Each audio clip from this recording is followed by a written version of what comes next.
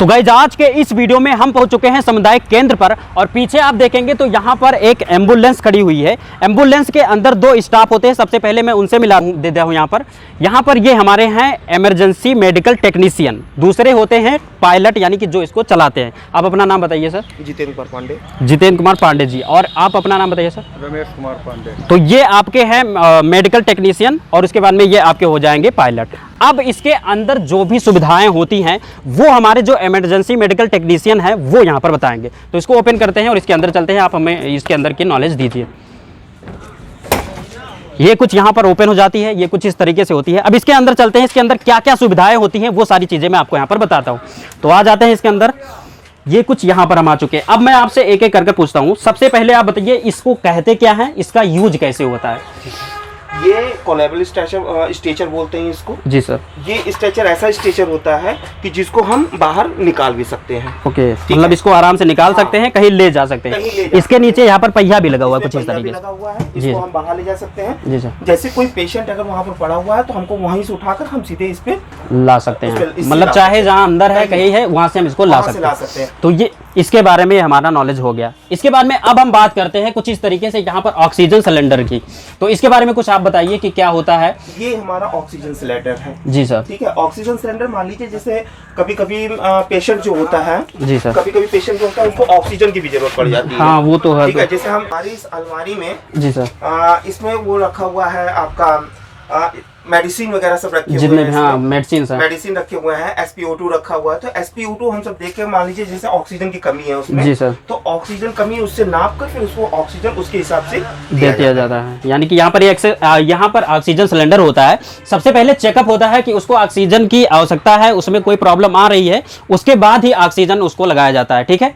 उसके बाद में अब हम बात करेंगे यहाँ पर दो तरीके के कुछ इस तरीके से यहाँ पर दिख रहे हैं मुझको। तो ये येलो वाला पार्ट क्या है और ये वाला पार्ट क्या है, इसके बारे में आप हमको बताइए। जो ये है ये स्कूप स्ट्रेचर है। स्कूप स्ट्रेचर मान लीजिए जैसे स्पाइनल प्रॉब्लम किसी को हो गई, जैसे जो एक्सीडेंट हुआ, जी सर, एक्सीडेंट में हेड इंजरी वगैरह हो गया, उसमें हो गया। जी सर। तो ये जो होता है यहाँ से खुल जाता है। जी सर। ये यहाँ से अलग हो जाएंगे, दो पार्ट अलग हो जाएंगे। अच्छा, मतलब कि ये यहाँ से ओपन हो जाएंगे, ये अलग हो जाएगा, ये अलग हो जाएगा। तो हम सीधे उसको बिना उसको हिलाए डुलाए, पेशेंट को हिलाए डुलाए सीधे हम उसको लगा सकते हैं। उसके बाद में इधर ये येलो वाला जो होता है, ये ड्राउनिंग, इसको ड्राउनिंग बोर्ड बोला जाता है, स्पाइन बोर्ड बोलते हैं। जी सर। तो स्पाइन बोर्ड इसमें जैसे मान लीजिए कोई अगर नदी में पेशेंट डूब रहा है, हाँ, ठीक है, तो हम इसको नदी में ले जाके पेशेंट को इस पे रख के उसको हम किनारे तक ला सकते हैं। यानी कि कहने का मतलब ये है कि अगर इसको पानी में ले जाएंगे, इसके ऊपर मरीज को अगर ला देंगे तो ये पानी में थोड़ा आराम से इसको लाया जा सकता है, यानी ये तैर सकता है।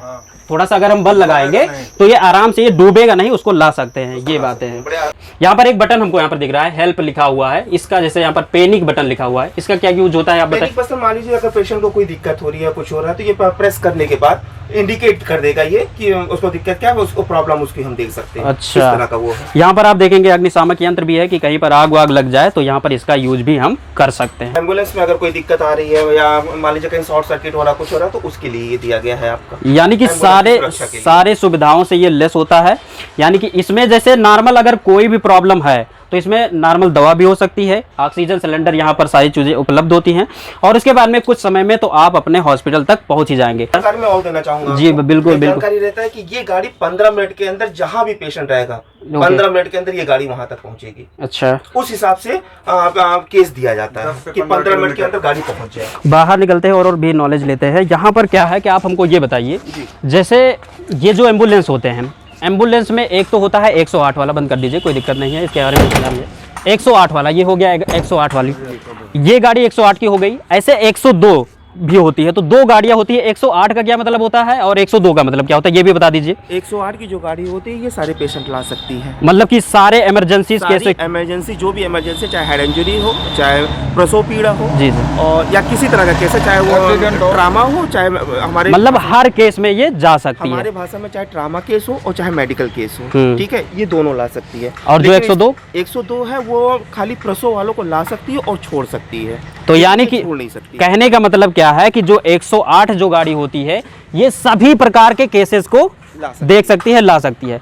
और यहीं पर ये जो आपका 102 है, यहाँ पर ये भी खड़ी की गई है, 102 का जो काम होता है ये केवल प्रसव से रिलेटेड जो भी आपके केसेस होते हैं उसके लिए होती है। अच्छा, कहीं पर मान लीजिए कि जैसे मान लीजिए कि हॉस्पिटल में एम्बुलेंस की कमी हो गई, सारे एम्बुलेंस अलग अलग चले गए और हॉस्पिटल में 102 वाला जो एम्बुलेंस है वो यहाँ पर खड़ा हुआ है, तो क्या इमरजेंसी कोई अलग इमरजेंसी केस आ गया तो इस 102 वाले जो आपकी एम्बुलेंस है इसको भेजा जा सकता है? बिल्कुल भेजा जा सकता है, बिल्कुल भेजा जा सकता है। जो हम 102 या 108 मिलाते हैं, जो केस हमारा लखनऊ जाता है, उस हिसाब से जहाँ का केस है वहाँ से एम्बुलेंस दी जाती है उनको, उस एरिया से। जी सर, ठीक है। और बाई चांस सारी गाड़ियाँ अगर व्यस्त हैं तो 102 भी भेजा जा सकता है। तो आपको बहुत बहुत धन्यवाद कि आपने हमको इतनी सारी नॉलेज दी इस एम्बुलेंस से रिलेटेड। आप सभी को भी अच्छा सा नॉलेज मिला होगा, कुछ नई चीज़ें सीखने को मिली होंगी, कुछ आप सब जानते रहे होंगे।